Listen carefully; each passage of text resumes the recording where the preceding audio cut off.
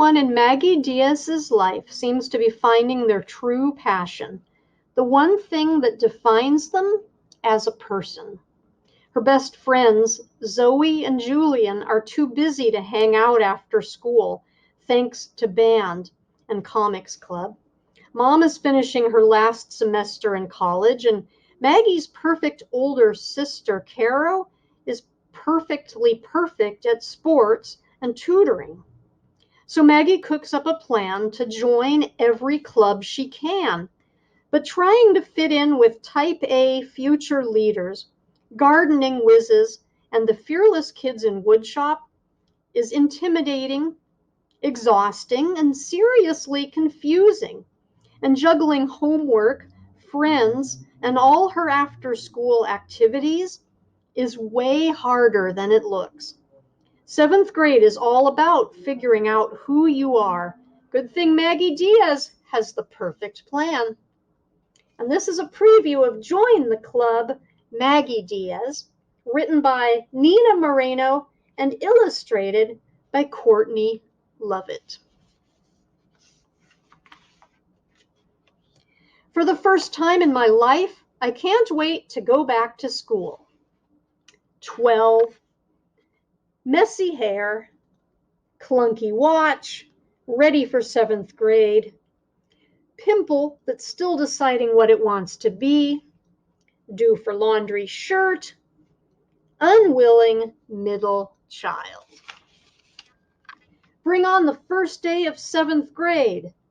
I'm no longer a lowly 6th grader with no social media presence thanks to my strict mother, who makes me wear a clunky watch meant for toddlers. I can only text her on it.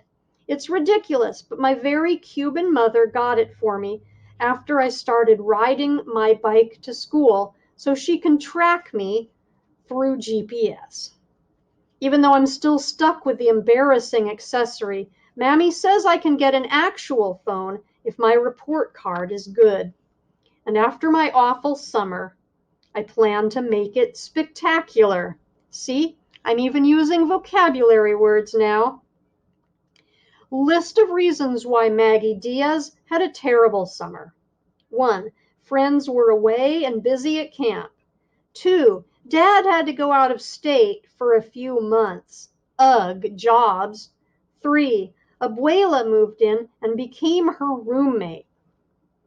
Needless to say, I am desperate to get out of my crowded house and hang with Julian and Zoe again. As soon as I get to school, I park my bike alongside the jumble of others and then race to where my best friends wait before first bell. Maggie, Zoe calls out with a big smile. She has her phone out, playing music. Zoe, flutist, currently on a straight A streak, thinking about becoming a vegetarian, has never said a curse word. Julian, art geek, new braces, youngest brother with 4 older ones, is scared of the boba in boba tea. Julian's smile disappears once I get closer. You are looking very sweaty today. It's not even 9 a.m. and it's already like 100 degrees. Welcome to Miami. I had to ride my bike very fast or else miss telling you both the big news. I also super missed them. I high-fived both of them. Zoe and Julian are next-door neighbors and have known each other longer, but the 3 of us became best friends during a group project in 4th grade. It was about ways to help bees, and we crushed it. Zoe's face scrunches up.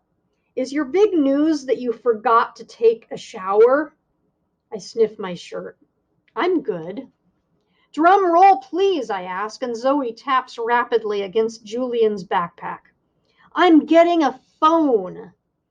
Finally, Julian says, because I'm pretty sure I'm the last person in the history of 12-year-olds to not have one. Not having a phone means I'm practically invisible. No texts, funny videos, or games. No Maggie to be found anywhere. When do you get it? Zoe asks. She inherited her older but definitely still functional phone thanks to her sister, who is much cooler than my sister, Caro. Zoe's mom is Haitian American and can be just as strict as mine over anything to do with the internet or pushing for too much independence too fast. We tread new ground with them carefully. As soon as we get our report cards, I tell them, with a big grin. Their faces fall. I am not known for my grades. I'm more mature this year, I hurry to explain. We're seventh graders now. We're no longer the babies of the school. I plan on not only paying attention, but on raising my hand and participating, taking notes in a readable handwriting, and getting way better grades that will prove to my mom how responsible and capable I am now. And I'll get all the way out of my older sister's shadow. This year will be the year people at my school stop referring to me as Carolina's baby sister. It's going to be awesome. Who do y'all have for homeroom? Julian asks. Zoe and I grab our printed schedules. Mrs. Delgado, I say. I've got Jones, Zoe says. Hey, me too. Julian smiles, high-fiving Zoe. I try to hold on to my smile and New Year positivity despite the disappointment of not getting to be in homeroom with my best friends. But it's fine, because it won't be like summer when they were busy or off at camp, and I'll have a phone soon, so I won't be totally out of the loop anymore. It's probably way better this way, because I'll be so bored that I won't have any choice but to pay attention. After checking the updated maps that were mailed along with our schedules, we move with the rest of the crowd toward Third Hall. Unlike our elementary school, West Memorial Middle is huge. I'm pretty sure it's even bigger than the nearby high school. For some reason, they are always building new elementary schools, and there are a bunch of high schools, including the arts and STEM ones, but there are only like 3 middle schools. It makes no sense because for 3 long years, a bunch of us are funneled here until we all get split up again. The bell rings, and even though I'm excited about our first day back, I'm disappointed I didn't get a chance to catch up on everything they did this summer.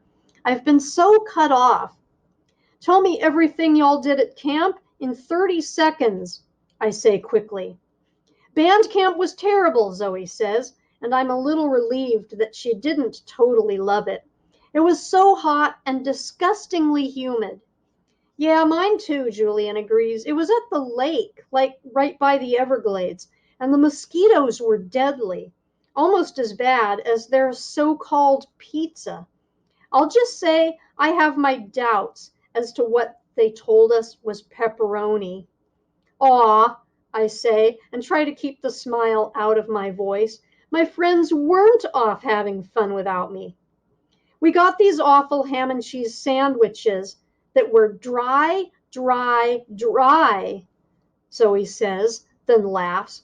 But then the drumline started a war, and all week we had to be careful or else get cheese slices thrown at us. That sounds disgusting, I say, just as Julian laughs too. We did that with the pepperoni. I don't have cool or funny stories from my summer. Food fights and lethal mosquitoes somehow sound way more fun than being stuck at home with a cranky baby brother and sharing my bedroom with my abuela.